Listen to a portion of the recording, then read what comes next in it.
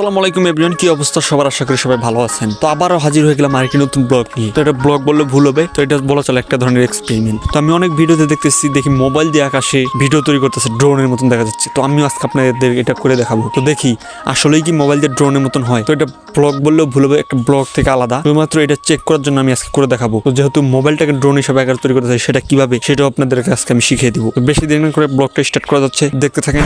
যেহেতু আমরা ডিজিটাল পদ্ধতিতে একটা ড্রোন তৈরি করবো, তার জন্য সর্বপ্রথম আমাদের যেই জিনিসটা প্রয়োজন হবে সেটা হলো একটা লম্বা আকারের বাঁশ। তো গাইস দেখতেই পাইতেছেন আমি একটা বিশাল আকারের একটা বাঁশ নিয়ে আনিছি এই জায়গায়। তারপরে এই বাঁশটার মধ্যে যেই কাজটা করতে হবো, বাঁশটার দুই পাশ থেকে ছিঁড়তে হইব। এক কথায় বলা চলে যে বাঁশটাতে আমি মোবাইলটা যেন ঠিকঠাক মতো আটকাইতে পারি, এটাই হলো আমার মেন উদ্দেশ্য। দীর্ঘ 10 মিনিট চেষ্টা করার পর অবশেষে বাঁশটাতে আমি একটা মোবাইল রাখার জন্য ঠিকঠাক একটা পজিশন করতে পারছি। আর গাইস মোবাইলটা এমন ভাবে আটকাইতে হবো যাতে মোবাইলটা পড়ে না, এবং কি যদি ওই জায়গা থেকে পড়ে তাহলে কিন্তু মোবাইলটার খুঁজে পাওয়া যাইবো না। আর গাইস দেখতেই পাইতেছেন আমি মোবাইলটা রাখার জন্য কত সুন্দর একটা জায়গা তৈরি করে ফেলছি। আর গাইস আমি মোবাইলটাতে একটু বেশি পরিমাণে সেফটি দেওয়ার জন্য বাঁশটার আশেপাশে একটু কাপড় পেঁচা নিব, যাতে মোবাইলটাতে কোনো প্রকার আঘাত না পড়ে। তো গাইস অবশেষে আমার কাপড়টা ভালোভাবে পেঁচানো শেষ। এরপর একবার চেকিং করার পালা, দেখি আমার বিষয়টা সাকসেস হয় কিনা।